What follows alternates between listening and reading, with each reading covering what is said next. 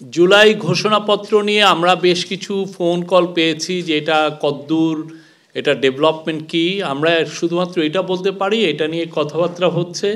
আপনারা জানেন যে নভেম্বর মাসে একটা টাস্ক ফোর্স করে দেওয়া হয়েছিল এই সাগর রুনি হত্যাকাণ্ডের আবার নতুন করে ইনভেস্টিগেট করার জন্য।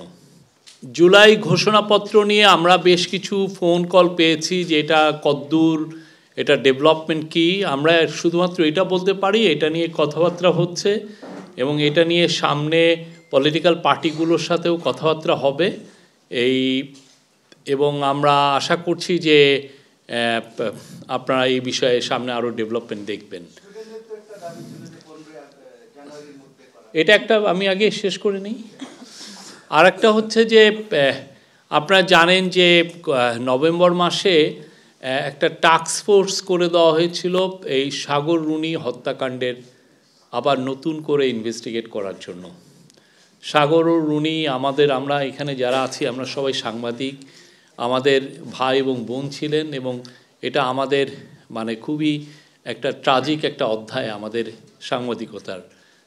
তো আমরা অনেকে আপনারা জানেন যে এটা নিয়ে আমরা সবাই আন্দোলনে ছিলাম, সবাই রাস্তায় ছিলাম। কেউ এখানে এমন কেউ নাই যে তার বিচার চেয়ে আমরা এখানে পথে দাঁড়িয়েছি। তো সাগর রুনির বিষয়ে আমরা বলতে পারি এটা নিয়ে রিওপেন করা হয়েছে। আবার যাদের অনেকে প্রায় 25-30 জন লোককে আমরা নতুন করে কথাবার্তা বলছি, সবগুলো এভিডেন্সগুলো আবার দেখা হচ্ছে।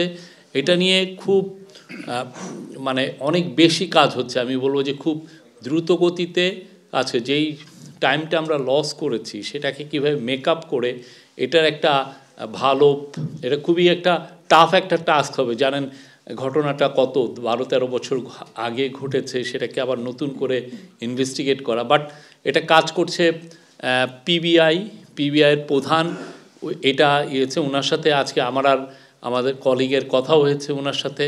তো আমরা আশা করছি যে এটা নিয়ে ওনারা আরও দ্রুত আরও ভালো কিছু কাজ করতে পারবেন।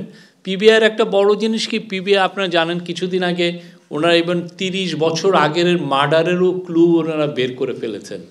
এরকম একটা কিছু নিউজ তো আপনারা দেখেছেন। পিবিআইয়ের কিন্তু ওই সক্ষমতাটা আছে। তো আমরা আশা করি দেখি ওনারা কি, এটা খুবই কষ্টসাধ্য বাট ওনারা এটা নিয়ে প্রচুর শ্রম দিচ্ছেন, আমাদেরকে জানিয়েছেন।